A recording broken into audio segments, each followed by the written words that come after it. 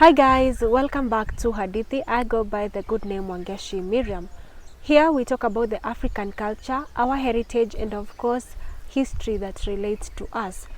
What if I told you that applying lipstick, makeup, and even this piercing were not a sign of beauty back in time? Yes, so I'm joined by an amazing guest who will tell us this and much more. Karibu sana Guka. Okay. As mentioned by Wangeshi, by Nyabura, I'm Joshua Kimani Jenga.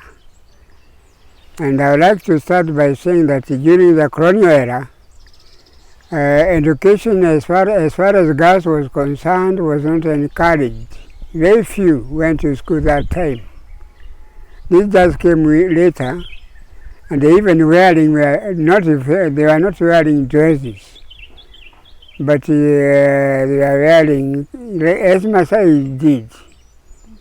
So, when you come to dressing, majority of them, not majority, but at least all girls, because education itself never came up for girls. They were not encouraging education for girls. Girls were meant when they mature, they marry, because they were after the wealth in terms of livestock. So, the issue of education as far as girls are concerned was not encouraged that time. What about the lifestyle of a girl? The lifestyle of a girl was just to help her mother, to cultivate, and of course take care of the young ones at home. Otherwise, generally, they were looking for firewood, going to the shamba, and of course helping her mother to cook. Otherwise, a girl had not much like our boys were just looking for cows and sometimes may help in other jobs. But the girls, even boys themselves, very few were around to go to school by their fathers. Particularly those who were wealthy, with many cows, many girls. Even those who went to by that time, even boys were the ones whose parents were not all that were poor. They didn't have livestock. And maybe looking into a girl, how would you tell that this girl is beautiful in those times? When you come to a girl, to determine a good girl at that time, if she must be hard work, and it's very hard you find a girl sitting down or in the lot, and no man is around can accept a girl who is lazy. So even when a man is passing and a girl in the farm, you hardly see a girl standing up, just cultivating. Otherwise, when you come to manner, they are well disciplined, that even the question of giving birth at another age was not common that time. Otherwise, when you come to marriage, the whole thing is handled by their parents, who use their livestock for dowry. And when you talk of dowry and livestock, what were these things which are being given as dowry? Dowry are cows, and goats, and sheep. What about the pigs? No. When they talk, pigs were introduced later. They were not for that. Cows, goats, and sheep. That's all. And then after you give that one, now you are ready to have the girl. Yeah. And did you have a limit? There was no question of a girl being conceived or had in their home. Before they meet, a girl must be married. They must have agreed with their parents that the dowry has been settled. Yeah. And now going back in those times, were the girls allowed to do piercing, applying makeups, kutoboa masikio? No, kutoboa masikio, no, that one was allowed. but not wearing earrings.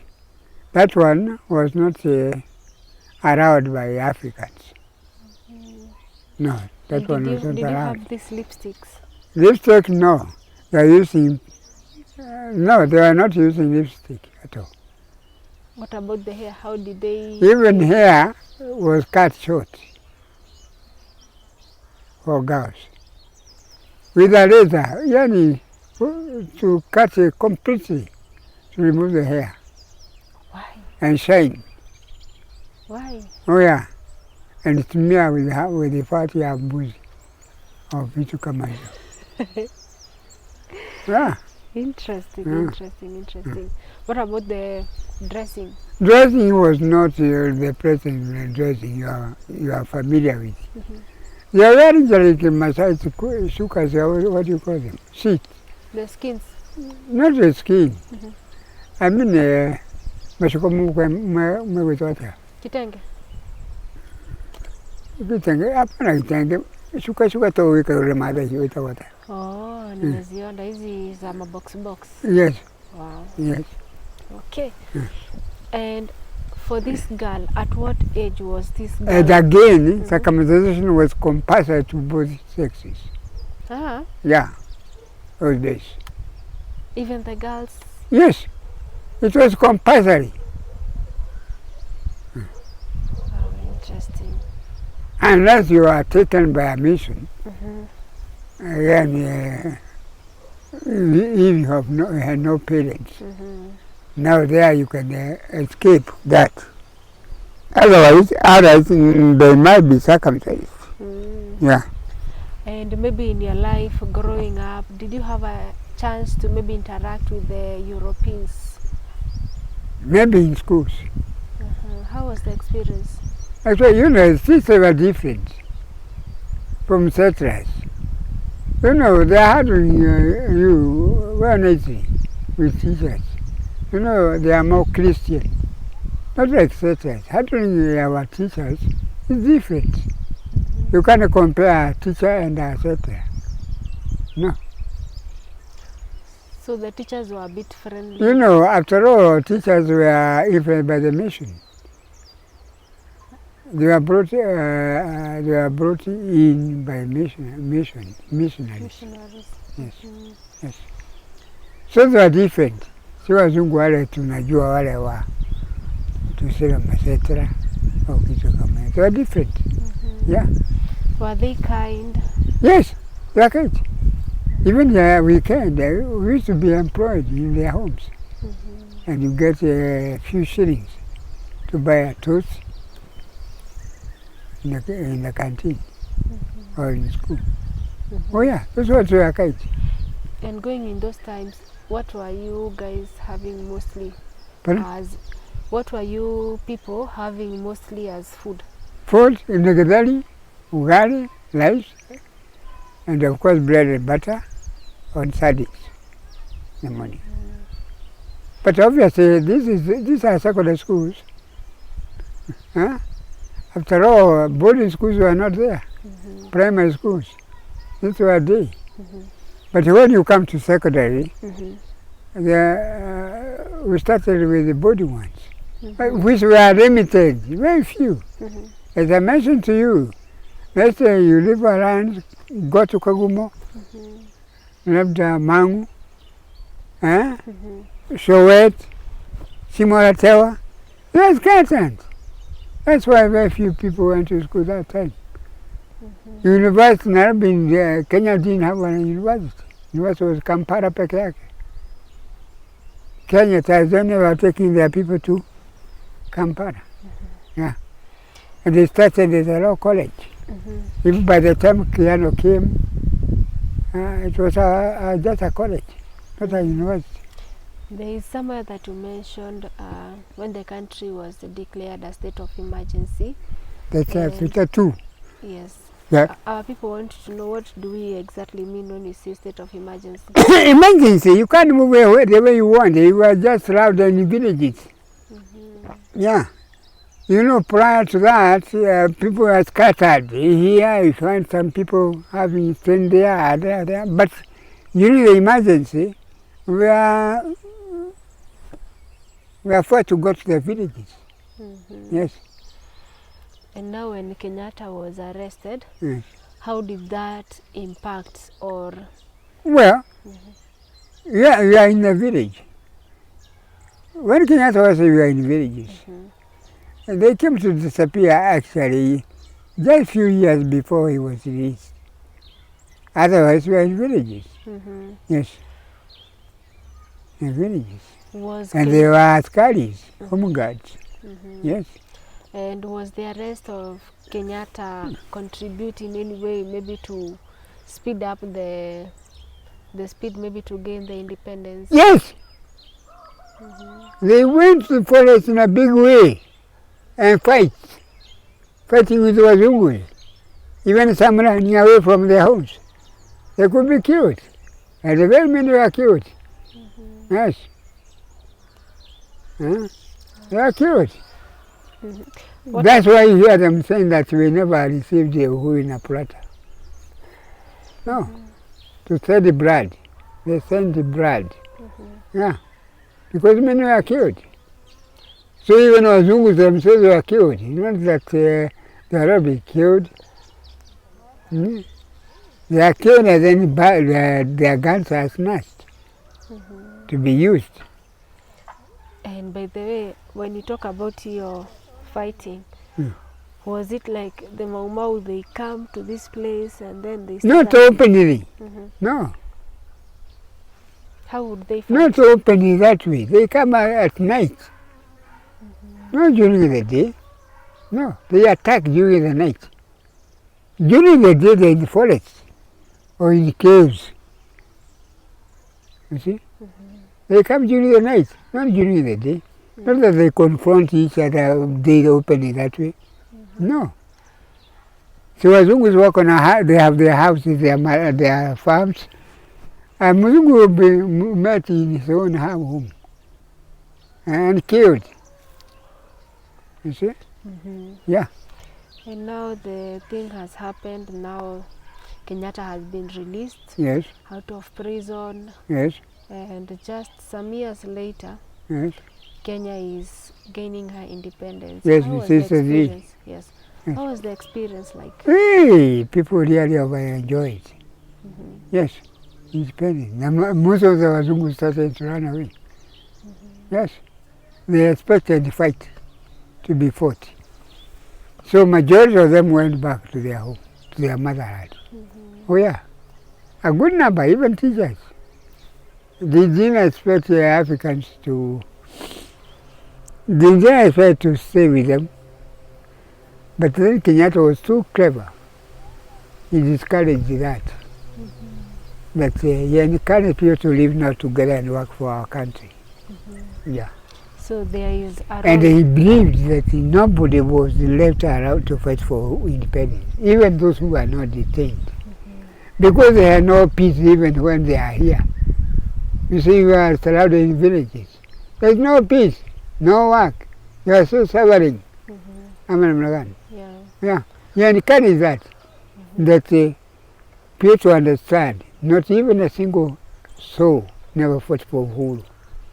There's not a single tribe never fought for Uhuru. But it's obviously known to you and me and him and others that Kikuyu, Embu and Meru are the ones who fought for independence. But according to Kenyatta himself, he felt everybody to be encouraged. They fought for it. Yes. Wow, interesting. Yes. To encourage that friendship. Moreover, independence was not meant for Gema. It was meant for all Kenyans. All right? And that's why they're calling to tell people everybody fought for it, which was good. And there is also this... And that's why, because if those who are in the forest, if they are the ones to lead, do you think they could have kept the country safe? They would have argued that they fought for it. And other tribes never fought for it. But for your information, you know, Kenyatta was taken to Britain. He went to school. And in fact, even he married a Mzungu there. Moro from our royal family, who guided Mzee to the Queen. You see? Oh, yeah. And in fact, it's agreed with Oginga simply because Oginga felt communism, na Kenyatta capitalism. You see? That's why they disagreed. Yeah. Wow. So, how comes Kenyatta was the person who was maybe elected to maybe lead the country as the Well, as I mentioned earlier, during that fight, two main parties. KANU was led by Kikuyu Meru and Lu. Ngara na Moi, in fact Moi was just a teacher, a PhD teacher. But they were leading KADU, Kenya Democratic Party. With KANU, they had picked Oginga, but Oginga said, because he was fighting for Uhuru, of Kenyatta, no, let us have Gishoro, for people may think I will refuse to serve for Kenyatta. So by the time Kenyatta was released, Gishoro, James Gishoro was the chairman of KANU. You see? On the other hand, KADU was led by Ronald Ngara, who was later eliminated in one or the other. He was arguing that he was attacked by bees on the way to Mombasa. But no unreliable resources claim that he was eliminated. But obviously, they survived only a few months, KADU. They later joined KANU. And then Kenya became a one-state party, KANU. And of course, even by the time when they introduced these motor parties, it was during Moi. And they had refused. Yes. But before we even go to the Moi's regime, I want you to maybe take us through Kenyatta's regime. Yes. How was life like during that particular regime? Life was good. Considering that now we are independent. And according to Kenyatta, everybody fought for it. And they assured Kenyans, we must work hard for our country. Don't expect outsiders to come and build Kenya for us. And then schools were opened. Okay? Even secondary schools, number increased. Slowly by slowly. Because now, you have to rely on motherland, mother country. Because now, Muzungus was taking everything to back home. So, we had to work hard. And of course, things started changing. For instance, keeping cows, rearing cows, planting coffee, tea, parisram. Others, prior to that, only Muzungu could plant these cash crops. You see? And of course, owning land, because some lands were taken over by the government. And the majority of Africans were settled, like eka 5 hapa karibu na Muguga. Even in Rift Valley, most of the Wazungus were trailed away or ran away. Okay? Although they were claiming for payment, for improvement. Okay? Kitu kama hiyo. Wow. And maybe what about the economic side of life? No, people had to work hard. And really, we started working hard. And particularly Mount Kenya, hata wewe mwenyewe umetravel, people have really worked. As I mentioned to you, there are no these houses you see. They are huts. You see? But soon after that, you find that the houses were started looking for timber, slabs, tiles ama namna gani. True. Lakini wakati ule tabu. I'm telling you, even being employed in the farm, you are paid by giving sweet potatoes. Not money. And now, can you maybe expound on, was there a difference between now Kenyatta coming into power and before? Yes, a big one. What was the You have the brief. Now is your man at the top. All right? And you are independent. You are not under colonial regime. So, without the brief, don't you think you are all happy? That you are no longer under Mzungu? Oh, yeah. And now Kenyatta, in 1978, Moi now takes power. Took power from him. How And was the promising transition? people that you follow the very footsteps, which he never did even himself. You see? But then, I understand it was advised by Nyerere. With the Kikuus being wealthy, to rule them is not easy. Try to work hard to make them poor. But then Moi at the end of the day gave it up, because he saw further Kikuus are still putting up his own bill. And moreover, even these people, obviously even now, are from central Mount Kenya region. Oh yeah. Kabuku did the national government better. Namiri County. Yes. Even now, even until you travel to Kapenguria Rad, go out kwa Luka Rad. You can't compare them with Central. No. This area is there to see a hut of Nyumba Anyati. Very difficult. Even I can't call it one. No. And they were there during the colonial era. Yes.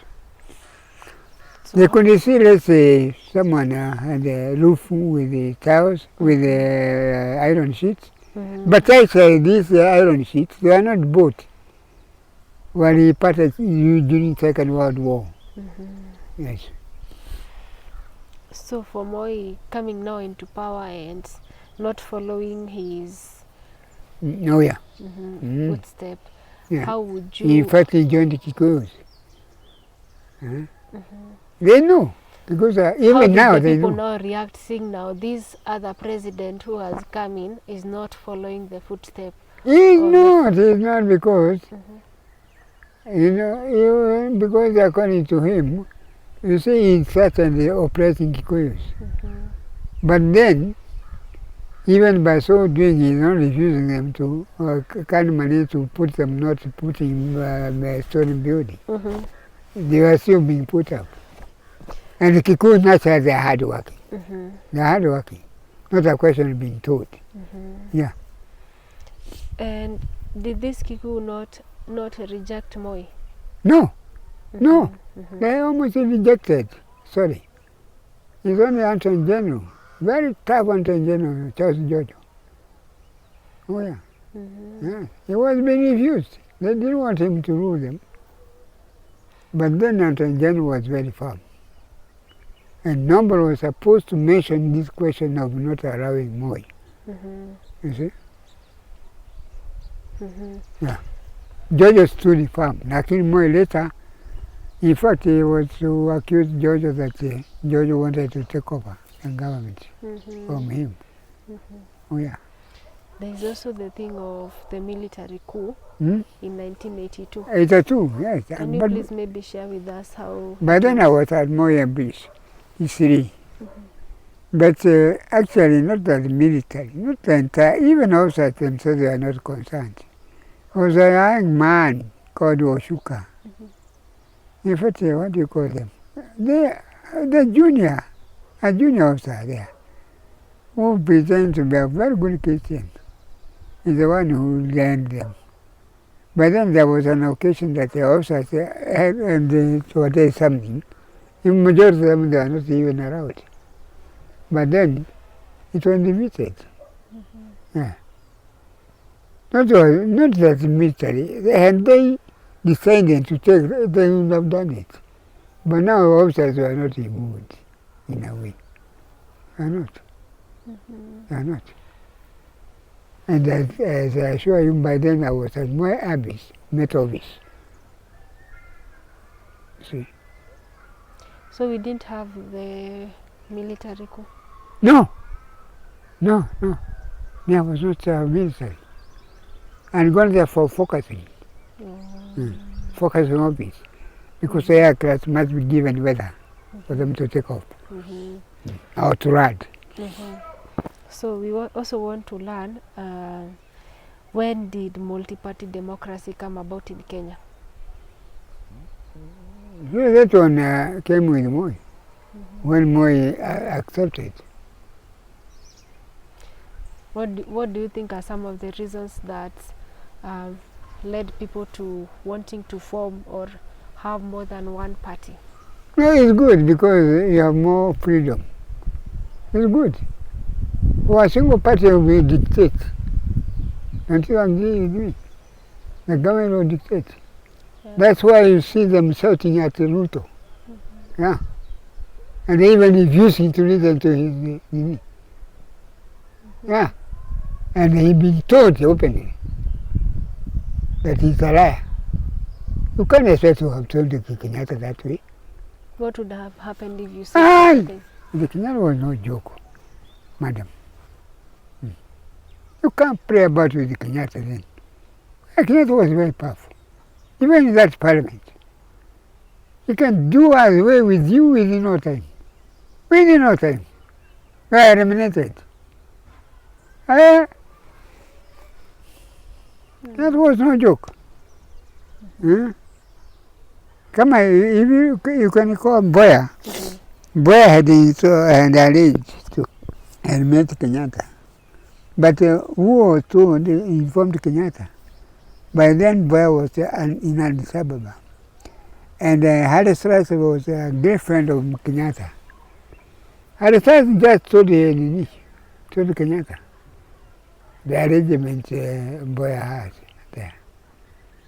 Haile Selassie was to eliminate him there. But Kenyatta told me, Haile Selassie, don't do that. Let him come back. It's when he was eliminated the same day. In town, at the center of the town. Oh yeah. That's why multi-party is good. Because you are fed up with this single party, you join another one. For instance now, do you expect Ruto now to come back? No. Do you expect him to come back? No. Hey, when did it come to a point where you are being shouted down? Or saying they don't want to listen to you? You have run them enough. You expect you to be re-elected. Good. No way. Yeah. No way.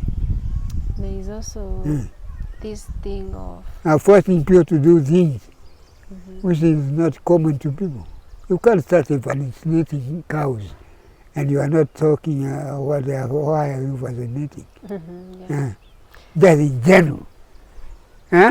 Rubbish. And people will not accept. True. You start saying no. They are refusing everything. There is something that I want you to clarify on Kenyatta. Did you guys have something like an election to vote for Kenyatta? Yes. How was it? Kenyatta, there was no way of refusing to vote for Kenyatta. No. That's why you hear Kandu that was against it. They were praying hard to make sure Kenyatta joins Kandu. But Kenyatta obviously could not have done that because there is Gisho here. And moreover, he originated from Kau, Nakanu. Okay? He knew very well a connection near Kau, Nakanu. How could you expect him to join Kanu? They are struggling or competing to put a house at Gatundu, both parties. Looking for that river. But obviously, you not have expected Kenyatta to join Kandu. It was obvious. At the end of the day, they joined the KANU. And how did Moi now come to power? He was elected. He was picked by Kenyatta as a vice president. They disagreed, Oginga, out. Okay? He tried Ruby, they didn't agree, and so forth. But Moi was so clever. He obeyed what Kenyatta said. He served him honesty with honesty. And again, Moi feared Kenyatta. Would not have attempted to undermine him in any way. Yeah. And at this time that we are having our Africans ruling us, was the Queen still in Kenya? Queen Elizabeth?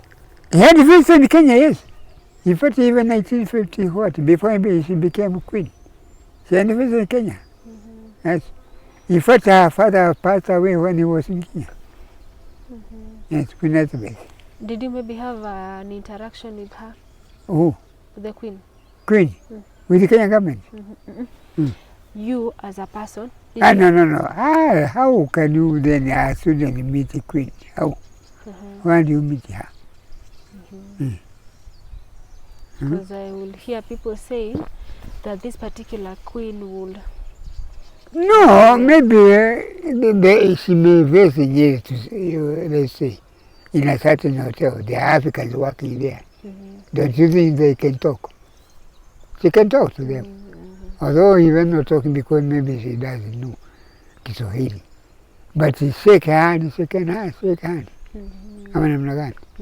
not on the way, just anyhow. No. There must be a particular place like that. Yes. Wow. Interesting. How comes Moi ruled the country for so many years? Well, Moi is one single party. And Moi would not have allowed multi-party. Don't you think he was powerful with a single party? And that's why people had to fight for multi-party. Yes. Before he accepted. Then he refused completely. And what was the reaction of Moi when he heard that people wanted to form other parties? He became angry, to discourage, but then you could not accept the unseen. Yeah. Were there actions taken for these people who are spearheading to form other parties? Oh yeah, they are mistreated. Yeah, he didn't like the idea of having a multi-party. He didn't like it. But now the pressure was too big. Kama hili ilikuta nani, hawa watoto walianza kudemonstrate. Angewafanya nini? Kama watu wengi wanatoka namna hiyo, utawaambia ushuti the more. Kwa hivyo, saa zingine watu wanaanza kataa ile wanasema. Yeah. Na sasa hiyo kukataa, how was the protest like? Kudisobey. Kama hii sasa Nyadoa alikataa kusomewa mambo ya Ruto, angefanya nini? Angefanya nini? Angechukua, angeambia askari hawa watu yote. Arabu. Yes. So we want to understand. Yani hata angesimama wakati ule, wakati waliingia alikubaliana na multi-party, angechaguliwa. Unafikiri watu wangemchagua? Akasimame. Ingua mapenzi yao aende. Haso. Yes. Ndio akang'olewa. Si hata hakusimama. Alisimama akang'olewa. Yes. Yes. And now how did Kibaki now come in? Well, Kibaki, obviously Kibaki, Kibaki was a graduate and an economist and a very able mzee. No quarrel with anybody. No, Kibaki was okay. Only that he was not a politician. And with Africans, with their little education, they prefer those talkative people. those who promised nothing. Mm-hmm. Yes. But Kibaki was straightforward person. Na anasema ile inaonekana ni possible. Mambo ya wizi. Alikuta serikali kama imekwisha na moja. Na within a short time we can improve. Mm-hmm. Oh yeah. How was life like in his regime? His regime, Kibaki. Good. Kibaki was a leader. Not a politician, you know. There is a politician and a leader. What's the difference? The difference is that a leader is someone who can lead people to somewhere constructive. But a politician, this one a politician shouting anything, provided utafurahi na ucheke. Mm-hmm. Oh yeah. Na ule anakuambia the truth. Kibaki anakuambia the truth. Si mambo ya kutanganya ati sababu ufurahi umchague. No. How about the education? Education, Kibaki was learned. Kibaki had 9 points at Mangu. And went to Makerere. Then abroad. Then came back to lecture at Makerere. Economist. You see, I'm not only in Kenya. Kibaki was an economist. Why do you think Kibaki's era was successful from his forerunners? Pardon? Why do you think Kibaki era was successful compared to his forerunner, the likes of Moi and Kenyatta? Kibaki one thing was, Kibaki was, kwanza ukumbuke aliitwa Makerere na Kenyatta. Yes. Na akaanza kazi ya finance minister. Na Kibaki alijua Kibaki, yake ajui. Kibaki was learning, na tena si masomo ya ajua. He was an economist. Na ukubaliwa kulecture economy, Makerere was not an easy thing. Yeah. Kama sasa Moi mtu alikuwa PhD, atakuongoza kupeleka wapi? Iko kitu anaweza kupatia idea yani undevelop. Sina ile siasa mimi nasema. Because mtu sasa ni kitu gani atakwambia. Anaweza fanya. Siku bila kwake ni masomo yake ni limited. Lakini Kibaki anakuambia the truth. How things are. Yeah. Wow. Yeah. Interesting. Do you think maybe now coming in today's world that these people, the likes of me and other young people out here, we are the main beneficiaries of Kibaki's era? Yes. Yes. And do you think this has contributed to the recent protests that we had in the country? No, difficulties. Unajua sasa, hii mambo ya kusoma na watu wengi wakakosa kazi. Inaweza kuonekana such things. Because you struggle to educate your child. Anamaliza kuna kazi. Kazi ile anamwambia unatafuta ni yako kujenga na kufagia. Hiyo ndio kazi nimepelekea mtoto aende university, aanje afanye. Kwa hivyo, nani anaweza kupata kazi kama hiyo? Sasa anaongea mambo ya mijengo. Mtu amefanya university na arudi akuchukua nyundo kujenga. I mean, there's something I miss somewhere. Where? And maybe Na ukiona ni Kenya yote mzima, siati ni Central peke yake. Entire country was against him. Namna gani? Walidemonstrate against him, against Ruto. Wengi sana, injaonekana namna hiyo. Mpaka wakaingia parliament. The first time in the history of Kenya, independent Kenya, kuingia parliament. Kati ya. Na ukumbuko nao wanaongozwa na watu wengine. Namna gani? Ukuwezi kosa watu hapo. Wale vile vile at the same time they are as well fed up with the regime. Oh yeah. And now that we have seen maybe president, the current presidents, merging with other leaders like the opposition leader. Again. Do you think we are going back to where we came from? No, with one party. No, haiwezekani. Hata yeye mwenyewe anajua hiyo. Utaisikia. Soon ulisikia maparties. Takuwa formed. Na ziko anyway. Yes. Sasa sababu wamejoin Luo community. Hata lile juzi alisema atasimama. Hawezi kubali ati Ruto aendelee. One thing, prior to that, they were in the same party. Kabla washana Ruto. Na kwa hivyo hata Ruto ana work hand for him to succeed as chairman of PNU. Ndio amuondoke. Na Raila anajua hivyo. Sasa juu. Na siye peke yake wanajua. Anataka aondoke. Lakini Raila interest yake ni awe president of the Republic of Kenya. Na anajua siasa hiyo ni rahisi. Sababu kikuza ni wengi sana. Na ndio walifanya hata huu jamaa aingia. Angeingia.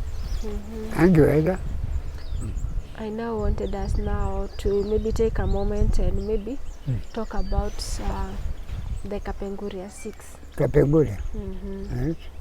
I wanted you maybe to touch on that because many of our viewers want to understand what is Kapenguria Six, how did it come about to exist? He was tried there. He was tried there. He was put on trial with others. There were 7 of them. Yeah, Sengo Oneko, Pongeng, Kagia. There were 7. In fact, there were 7. They were tried there. But Kenyatta ndio alikuwa anachukuliwa mkubwa yao. You see? Wakafungwa, ikasemekana wamefungwa. Walikuwa na lawyer mzungu. Wakafungwa Lotani. Ndio sasa wakarudishwa nyuma, wakakaa Lodwa. Ndio walijenga 7 houses. Kila mtu nyumba yake. Why were they arrested? Because they were fighting for uhuru. Yes. Mzungu alikuwa anasema ni linda ya Mau. Kenyatta, yes. And how long did they stay maybe in prison? 7 years. 7 years. Oh, 7 years. And after the 7 years, what happened next? Siyo. Ndio akaja akajoini kanuna akawa appointed prime minister. Nice. So initially kabla huwa afanya election. Unajua alishauriwa mbele akawa nominated prime minister, lakini si walifanya election sasa. Ya kanuna kadu. Ndio wili kawini. So initially Kenyatta and other members, they were arrested because they were Mau members of Mau. Yes. And that's why yani ndio walifanya watumie kiapo. Na waende forest. Yeah. And the oathing system, how was it like? Were you guys holding a Bible? What? Or the oathing system in those times of Mau? Were you holding a Bible? Watu wenyewe? Wakati wanakunywa oath. No, Bible no. How? Wanachukua Bible ni ya mzungu. How was the oathing done? Oath. Huyu wanakula nyama ya ng'ombe, mbuzi inachinjwa. Na wanaongea hiyo mambo kukiongea namna hiyo kama anakunywa damu. So they were drinking blood. Yes. Interesting. Si mambo ya Bible. No.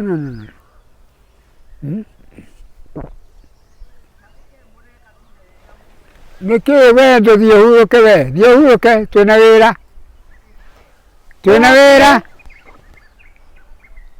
Twi hakuhi ndagika ta 10.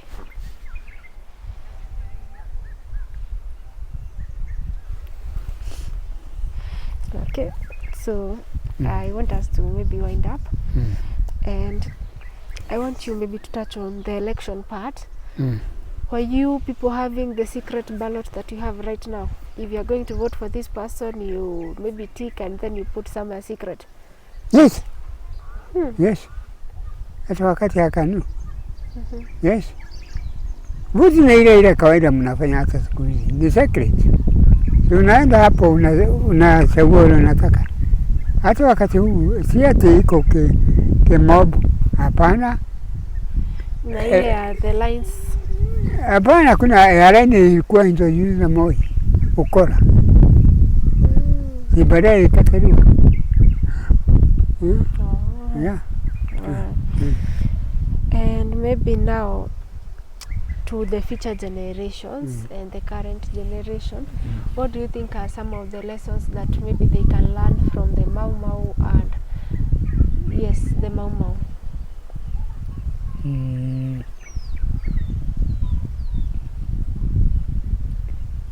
Ile wanaweza kulani na wapende nchi yao na njue hii nchi iko peano bure. Ilikuwa original yao, lakini mzungu akanyakua.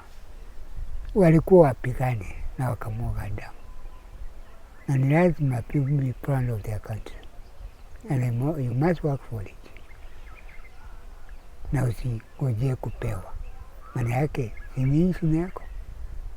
Utadevelop kazi nchi yako na pesa ya wenyewe. Sine kazi. Lazima tufanye kazi. Oh yeah. You mind your country. Yes. It's a God-given thing. Kwa hivyo, you must take care of it. Yeah. And be proud of your country. You must be proud of your country. Oh yeah. What about the current protesters that you have right now? Pardon? The current protesters who are leading the Gen Z, maybe... No. Sasa wanafanya makosa. Maana yake, unajua, yani sana sana ni ukosefu ya kazi na mashida. Okay? Yote inafanya wafanya nini? Watu wafunjwe namna hiyo. Wote wangua wamepata kazi. Hii shida ingeingia namna hiyo. Lakini mashinda ulisoma, labda mliuza shamba, ndio usome. Tena ukose kazi. What is all this? Those watu walikuwa nasema kama Karogo. Shamba inauzwa, lakini Karogo alirudi, kaandikwa kazi na akanunua shamba. Kubwa kuliko ile baba yake aliuza. Lakini mambo utumie pesa yako. Mtoto tena akose kazi. Alafu. Unajua hata huo mtoto lazima ako na uchungu. Hata ile kazi unamwelezea ni kazi ya ukajenga manyumba huko. Na hata baba yako hataweza kuinunua. Maana yake ile pesa inatakiwa hamuna. So at the end of the day itarudi kununua na ule mtu ako na pesa. Anabunyumu sasa hivi kana nini? Unaona? Yeah. Na sasa tukimalizia hii episode, unaweza malizia kwa kusema nini? Kusema is good to learn mambo ya zamani. Na ile Kenya tulinyakua uhuru. Na tujue to value hiyo kazi, to value our country very much. Maanake ilipoteza watu wengi. Na ndio mnaambiwa tukupatiwa na sana. Ni damu ilimwagwa. Na ni kweli ilimwagwa. Shati ni uongo. Na nilikuelezea wakati ule walikuwa wanapigana. Hata akipigwa risasi, hawezi kubali kupelekwa hospitali. Anasema atakufia hapo kama ni kifo. Na ajue amekufa sababu ya mchanga. Ile yake. Wanafanya auawe. Yeah. Kwa hivyo ni mingi hadi basawa. Ni kweli hata mngesucceed. Chukueni hii nchi yenu. Na muwe proud of it. Yes. tuseme nchi ya Kenya ni tajiri. Kama hii mambo ya corruption inakwisha, don't you think this country is rich? It's rich. Kama wanaweza kupatia mishahara, hakuna siku. Iko nchi zingine hata mishahara inakosa 3 months, hata 6 months. Lakini Kenya ni rich. Mishahara ndio, uwizi ndio inaharibu. So, na hata ukiangalia ile manyumba imejengwa, huoni Kenya saa rich? Oh yeah, rich. okay. So guys, thank you so much for watching. This marks the end of our episode 2 here on Hadithi, and so much grateful to Guka for sharing with us so much information that you and I needed to learn. So bye.